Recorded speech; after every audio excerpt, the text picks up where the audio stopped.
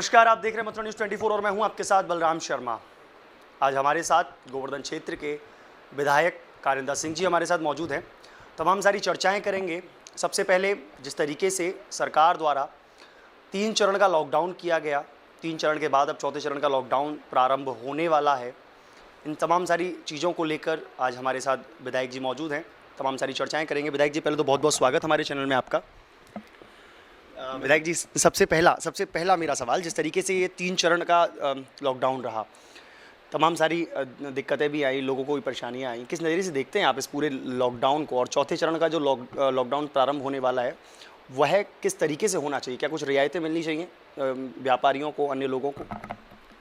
पहले तो मैं आपके चैनल 24 को बहुत बहुत धन्यवाद देता हूं कि मैं ये देख रहा हूं कि ये अपनी ज्वलंत समस्याओं को बड़े बखूबी से उठा रहा है।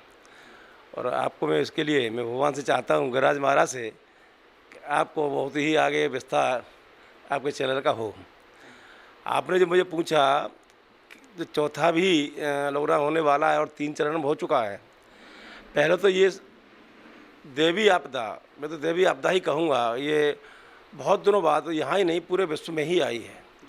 और विश्व में अगर आप देखें, विश्व के आधार पर अगर आंकलन करें आप, तो भारतवर्ष में हमारे माननीय प्रधानमंत्री जी ने इसको पहले ही समझ लिया था और समय पर ही लॉकडाउन उन्होंने लागू कर दिया था और लोगों को आह्वान किया कि हम सोशल डिस्टेंस बना के रखें, हम अपना खाना खाएं या जो भी हैं खाएं या पानी पिएं या कुछ समय बाद में अपने हाथ साफ करें, ऐसा उन्होंने पहले से उन्होंने बताया। उसका लाभ भी हमें दिखाई दिया, जिस विस्तार से अन्य देशों में जैसे अमेरिका है, चीन है, जो रूस है, ये देश इतने पहले से ही इतने हर दृष्टिकोण में वो आगे थे, लेकिन वो उसको नहीं संभाल पा रहे। उससे ज़्यादा हम लोगों ने, हमारे हिंदुस्तान ने उसको संभाला। या फिर हम ये कहें कि हमारे यहाँ भगवान की भी असीम कृपा यहाँ रही कि देवी कोई भी आपदा आती है उससे हम, हमारे भारतवर्ष में ऐसी हमारी शक्ति है कि उसे पहले ही इतना ज़्यादा नहीं होने देते हैं। पहले भी मैंने सुना है कि करीब करीब 102 साल पहले भी इस तरह का ही प्लेग फैली थी और प्लेग में ये बताया करते थे कि हमारे सुना करते थे बुजुर्गों से कि इतना ज़बरदस्त प्लेग फैली थी कि अगर कोई आदमी ख़त्म हो रहा है, एक आदमी ख़त्म हो रहा है तो दूसरे का इंतज़ार करते रहते थे कि भाई इसको ख़त्म हो जाना तो 1 साल ले जाएंगे। लेकिन मैं चाहता हूँ भगवान गिरिराज जी की, महाराज की कृपा से शायद ऐसी स्थिति हमारे यहाँ शायद नहीं हो। मेरे भी जनपद में अभी तक मेरी विधानसभा तो अभी कम से कम गिरिराज महाराज ने अभी बचा रखी है। और मैं चाहूँगा मथुरा में, जिसे हमें लगा था एक बार कि हमें मथुरा में बहुत तेज़ी से बीमारी फैलेगी, लेकिन यहाँ की जनता ने इसको समझा और समझे उसका पालन किया और आज धीरे धीरे उस पर कंट्रोल भी हो रहा है। आगे ये जो आपदा आई, वास्तव में इसके लिए पहले से ही हम लोग तैयार नहीं थे। पूरे विश्व में कोई भी देश इससे तैयार नहीं था, क्योंकि ये चीज़ पहले भी आ चुकी हैं, पहले बार याद रखिए। कायदे में हमें इस पर भी ध्यान सभी को देना चाहिए था, लेकिन इस दृष्टिकोण पे कहीं किसी ने ध्यान नहीं दिया। उसका परिणाम ये हुआ कि अमेरिका जैसी इस देश मेरे को हाथ ऊपर उठा चुका कि उसमें भी कोई संसाधन से नहीं जुटा पाया। आगे मैं समझता हूँ हमें इस पर ध्यान देना होगा। आगे ऐसी तरह की बीमारी पता नहीं कब कब कैसे फैल जाए, इस पर हमें स्वास्थ्य की तरफ ध्यान देना होगा। और उसके मैं माननीय योगी जी को बहुत बहुत धन्यवाद देता हूँ। आपने सुना होगा हमारी विधानसभा भी पिछले सत्र में उन्होंने कहा था, आह्वान किया था कि मैं अभी तक कभी किसी सरकार ने तब ध्यान नहीं दिया। उन्होंने ये घोषणा की थी कि मैं प्रत्येक उत्तर प्रदेश के प्रत्येक जनपद में मेडिकल कॉलेज खुलवाऊंगा और मेडिकल कॉलेज खुलेंगे तो उससे डॉक्टर निकलेंगे तो निश्चित स्वास्थ्य की तरफ उनका ध्यान जाएगा। जब तक कभी किसी सरकार ने इस तरफ ध्यान नहीं दिया, आज का परिणाम भी दिखाई दे रहा है। निरंतर विद्यालय खुलते चले आ रहे हैं, मेडिकल कॉलेज खुलते चले आ रहे हैं और निश्चित उसका हमें लाभ मिलेगा। क्योंकि हमारे हॉस्पिटलों में भी हमें योग्य डॉक्टर नहीं मिल पा रहे हैं, डॉक्टरों का अभाव है और उनकी हम कैसे दूर करें उस तरफ भी हमारे माननीय योगी जी सबसे पहले ध्यान दे रहे हैं।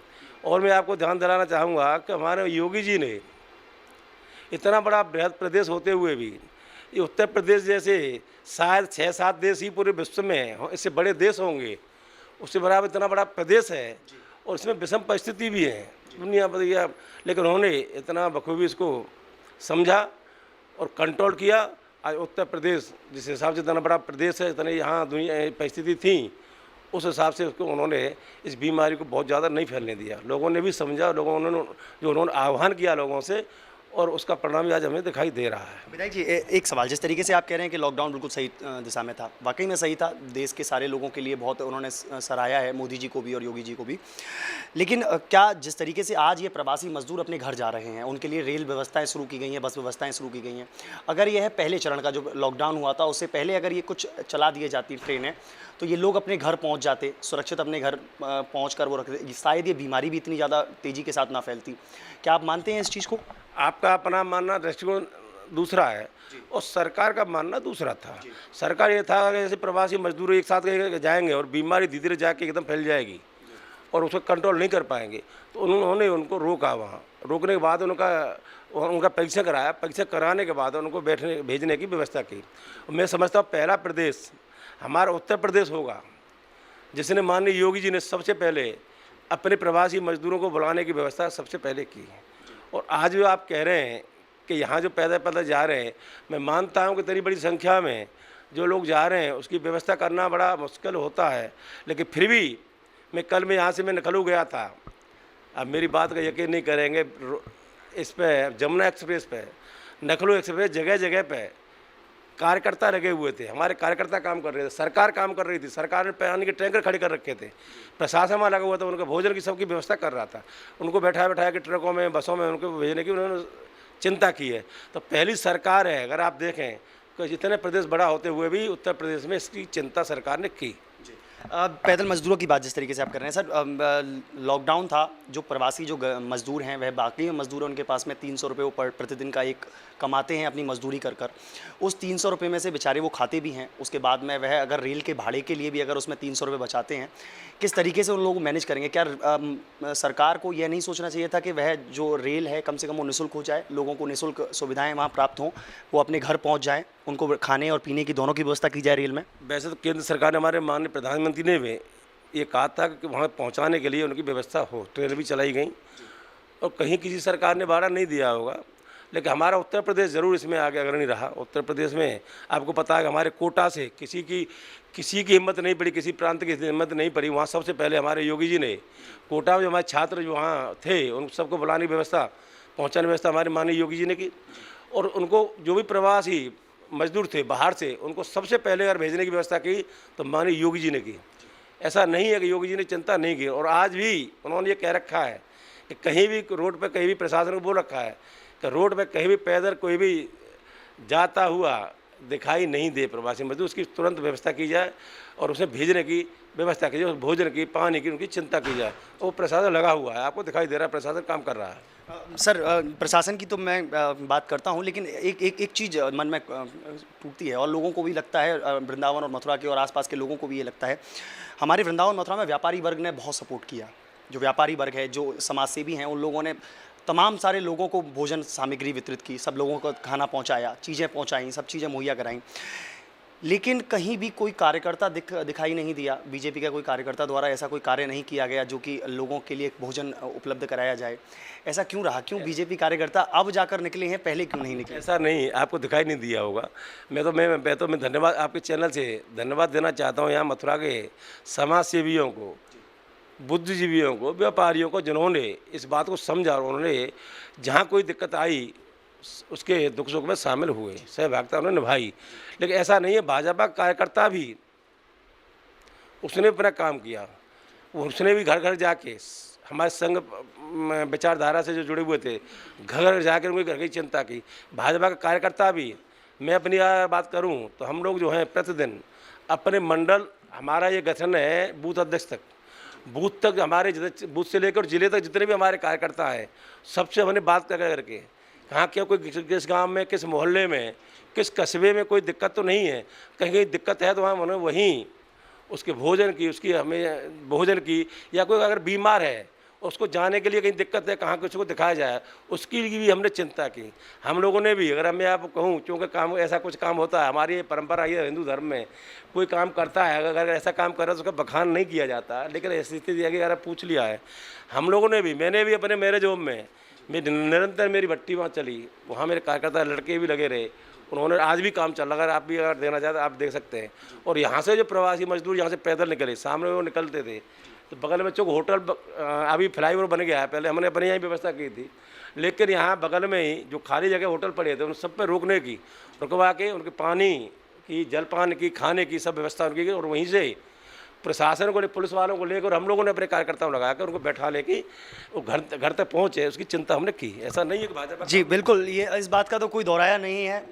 हमारे जो विधायक जी हैं कारिंदा सिंह जी, वाकई में विधायक अगर मैं कहूँ नहीं तो समाज सेवी बहुत बड़े हैं। वाकई में दिल बहुत बड़ा है, समाज सेवा में अग्रणी भूमिका में रहते हैं।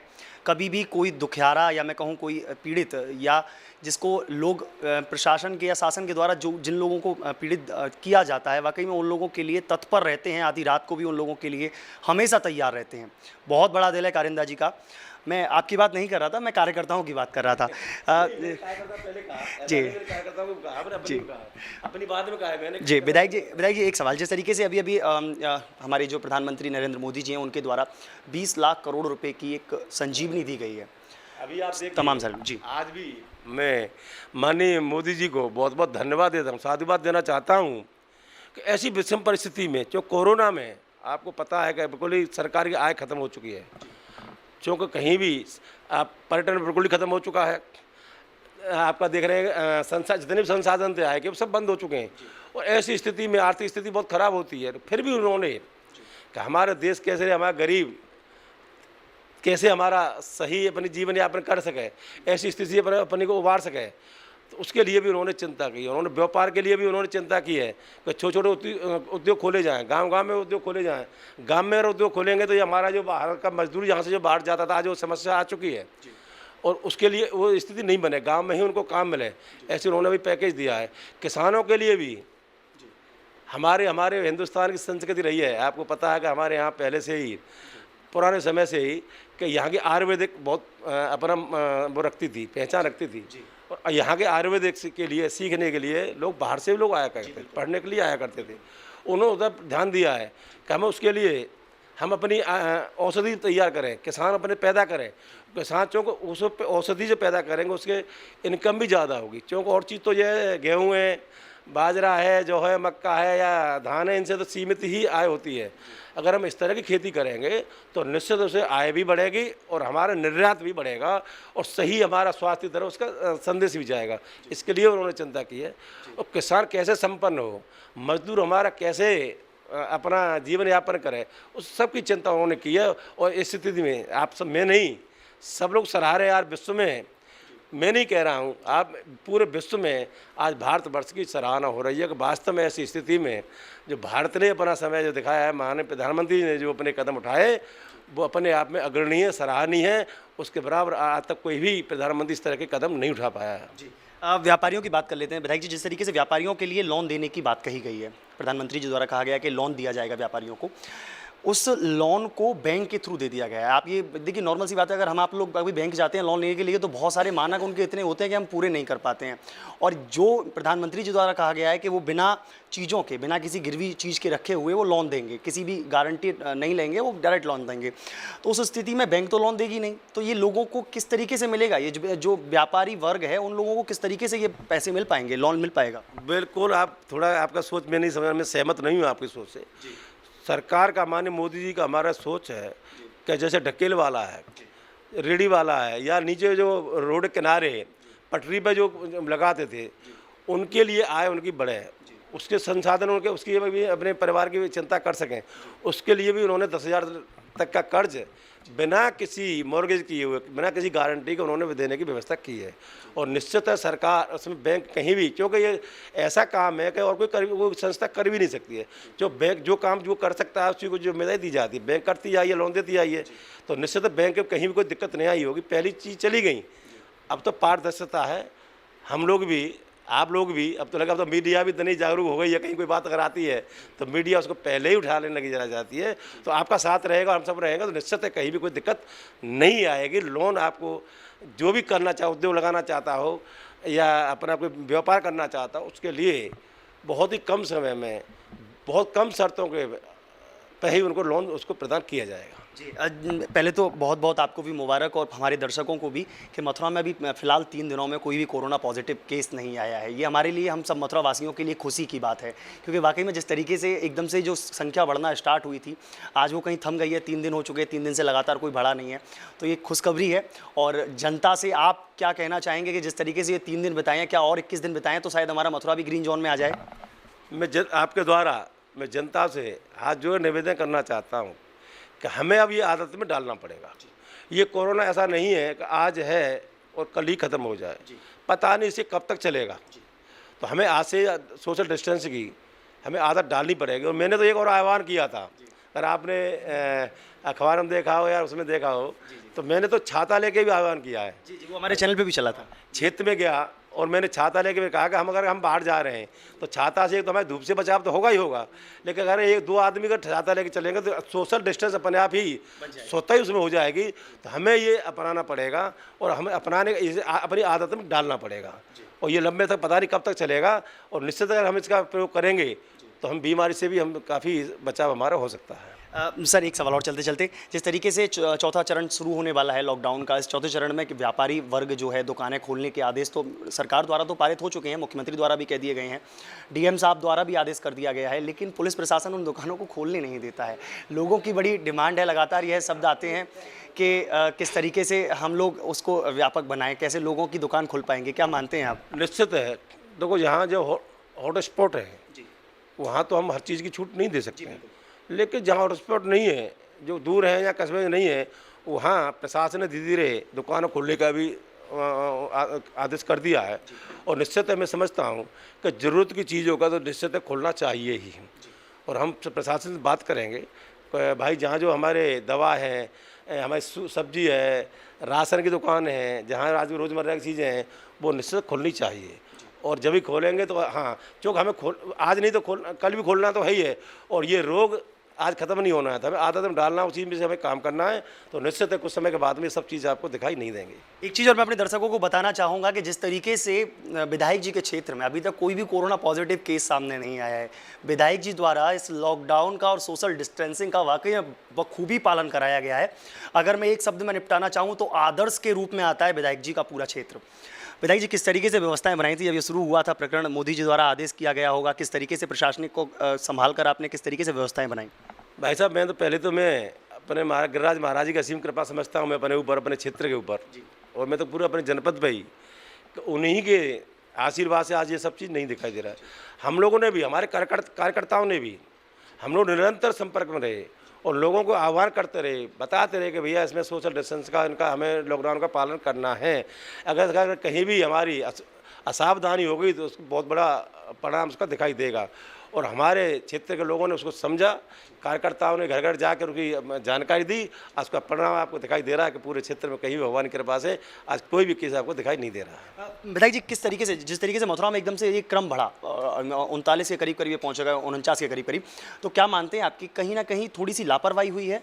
जिस तरीके से आगरा से लोगों को ले आया गया, जमातियों को यहाँ ले आया गया, कहीं ना कहीं थोड़ी सी लापरवाही इसमें समझ में आई है? देखो भाई साहब, जमातियों का तो आपको पता ही है, मैं क्या कहूँ, आप सब जानते हैं कि जमातियों ने ही तो बीमारी को बढ़ावा दिया।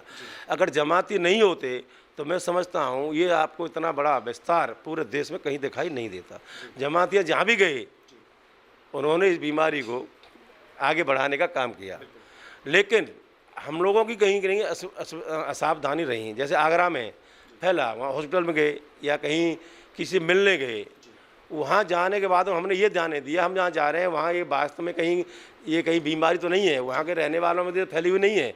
अगर वहाँ जाकर हम वहाँ अपने घर में नहीं आते या सावधानी से रहते तो निश्चित हमारे यहाँ ये नहीं फैलती। मैं मानता हूँ कि लापरवाही रही है, लेकिन लोगों ने फिर भी समझा है, उस पर हम कंट्रोल कर रहे हैं। गिरिराज महाराज पर फिर भी उस पर कंट्रोल करेगा। और आज 3-4 दिन से आप देख रहे हैं, आप कहीं कोई दिखाई नहीं दे रहा है, तो भगवान की कृपा से इसका समापन इतने में ही हो जाएगा, ऐसा मेरा विश्वास है। जी बहुत बहुत धन्यवाद। तो इस तरीके से हमारे साथ रहे गोवर्धन क्षेत्र के विधायक कारिंदा सिंह जी। तमाम सारी चर्चाएं रहीं, वाकई में सहज स्वभाव और बहुत ही अच्छे व्यक्तित्व के धनी हमारे कारिंदा सिंह जी, समाज सेवा में अग्रिम भूमिका निभाने वाले हमारे कारिंदा सिंह जी। और सबसे बड़ी बात कि इस लॉकडाउन में जिस जगह हर क्षेत्र से कोई ना कोई पॉजिटिव केस सामने आ रहे थे, लेकिन गोवर्धन क्षेत्र से शायद अभी तक पूरे 55 दिन करीब हो चुके हैं, लेकिन अभी तक कोई केस सामने नहीं आया है। सराहनीय पहल और सराहनीय कार्य विधायक जी द्वारा। ऐसी अन्य खबरों को देखने के लिए जुड़े रहिए मथुरा न्यूज़ 24 के साथ।